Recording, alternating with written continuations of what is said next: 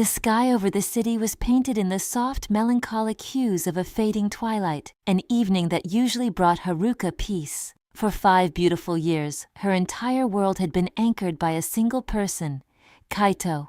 Their story was built in the quiet moments, shared umbrellas during summer storms, whispered secrets in libraries, and the pinky promises made under the blooming cherry blossom trees of their childhood. Everyone envied their bond.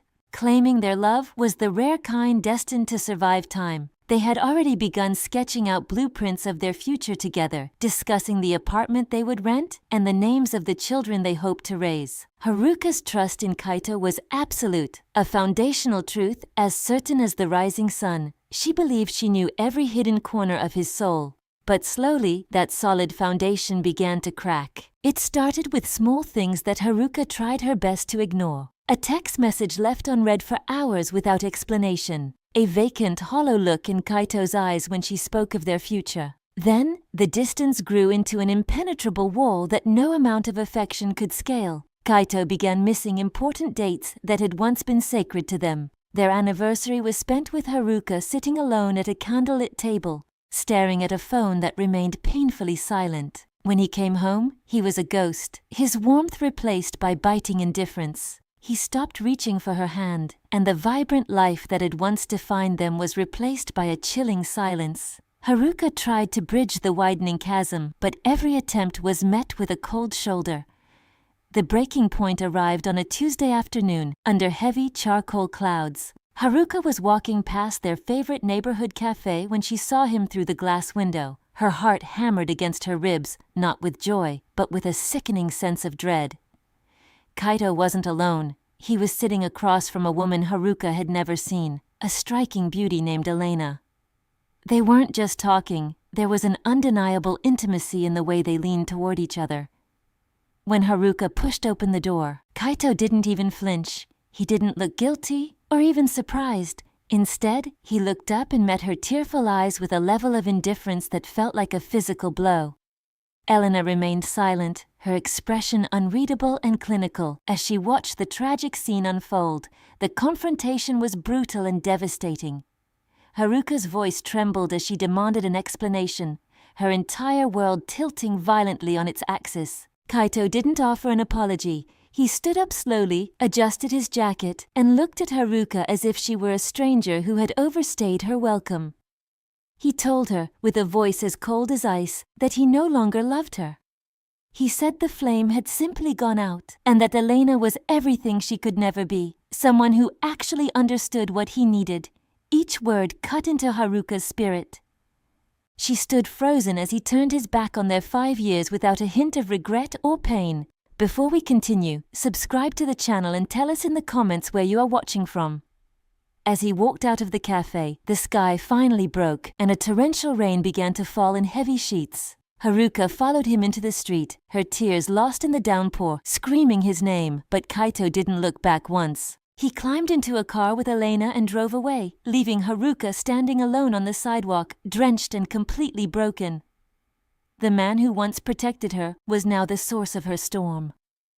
Just as the car vanished, Haruka saw a crumpled white handkerchief on the wet pavement. She reached down to pick it up, but her breath hitched. The fabric was stained with dark, fresh spots of blood. A terrifying doubt seeped into her grief. Perhaps the betrayal she witnessed was only part of a darker truth. The days that followed the breakup were a blur of light and suffocating silence. Haruka lived in a ghost of their shared life, where every scent of Kaito's cologne felt like a fresh wound. She spent weeks haunted by Kaito's cold gaze in the cafe. The words he had spat at her, that Elena was everything she could never be, echoed in her mind like a cruel mantra. Her friends urged her to move on, but Haruka was anchored by that blood-stained handkerchief she had found in the rain. It was a terrifying evidence that suggested Kaito's departure wasn't a change of heart, but a change of health. The man she had loved for 5 years would never be so cruel without a secret reason. Driven by a desperate need for closure, Haruka began to investigate Elena. She scoured social media, looking for the glamorous life Kaito had hinted at, but found nothing. Elena was a shadow. Eventually, Haruka took to the streets. Her obsession grew until she finally spotted his familiar silver sedan turning into a gate. It wasn't the entrance to a luxury high-rise. Instead, the car pulled into the parking lot of a specialized oncology center, a place where the air felt heavy with the scent of antiseptic and unspoken goodbyes. Haruka's heart hammered as she walked toward the building. A few minutes later, she saw them. Kaito was walking slowly, his steps unsteady, leaning heavily on Elena. There was no romantic spark. Elena held him with a professional grip, her eyes scanning his face for signs of distress. As they entered the oncology wing, Haruka felt a cold shiver. The affair felt wrong. The intimacy she had witnessed in the cafe now seemed like something else entirely. A carefully choreographed dance of medical support rather than the cold affair he had wanted her to see. Haruka followed them inside, her footsteps silent on the linoleum. She watched from a corner as Elena helped Kaito into a wheelchair. When Elena stepped away to speak with a nurse, Haruka seized the moment. She didn't approach Kaito. He looked too frail for her to handle yet. Instead, she cornered Elena in a quiet hallway. Elena's eyes widened in recognition, but she quickly masked her surprise. She tried to brush past, but Haruka grabbed her arm. She told Elena she knew something was wrong, and she wasn't leaving until she knew why they were lying. The mask finally shattered. Elena led Haruka into a private consultation room. She wasn't a mistress. She was a specialized palliative care nurse hired by Kaito months ago. Elena revealed the devastating reality. Kaito had been diagnosed with an aggressive terminal brain tumor shortly before he started acting distant. He had hidden the headaches and the terrifying seizures from Haruka because he knew what the diagnosis meant. He was dying, and there was no cure. Elena explained that Kaito had spent his final months of lucidity crafting a narrative of betrayal. He believed that if Haruka hated him, her grief would be tempered by anger. He wanted her to move on, to find someone else, and to never watch him wither into a shell of himself. He had forced himself to be cold, to miss their dates, and to stage the affair with Elena to ensure Haruka would walk away. It was a calculated, selfless sacrifice, a brutal and tragic act of love. Haruka sank into a chair, the room spinning. Every cold word he had said was a desperate lie. Elena told Haruka that Kaito's condition had taken a violent turn for the worse that morning. He was now in an induced coma, his body giving up the fight. He lay in a room down the hall, unaware that the wall of lies he had built to protect her had finally crumbled to dust, leaving her with a truth far more painful than any betrayal, completely oblivious that his secret has finally been outed and he is no longer alone in his suffering. Haruka pushed open the heavy door to room 412, her hand trembling as the click of the latch echoed in the sterile silence. Inside, the harsh fluorescent lights were dimmed, casting long mournful shadows across the linoleum floor. The man lying in the bed was a ghost of the Kaito she had loved for 5 years. Gone was the sharp jawline and the defiant, cold gaze he had weaponized at the cafe.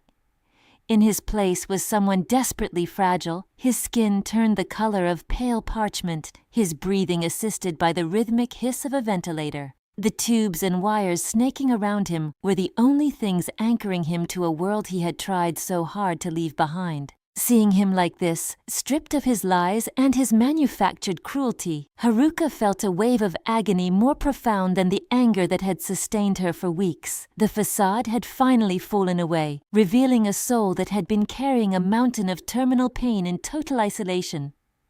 As she sat by his side, her fingers brushed against a small worn leather notebook resting on the bedside table. She opened it, expecting medical charts or schedules, but instead found pages filled with Kaito's familiar hurried handwriting. It was a secret journal, but not one of past memories. Each entry was a letter addressed to her, dated for every birthday and milestone she would have after he was gone. To my Haruka, on the day you turn 25. To the woman I love, on the day you finally buy your first home. He had mapped out a lifetime of guidance, jokes, and love for the decades he knew he wouldn't share with her.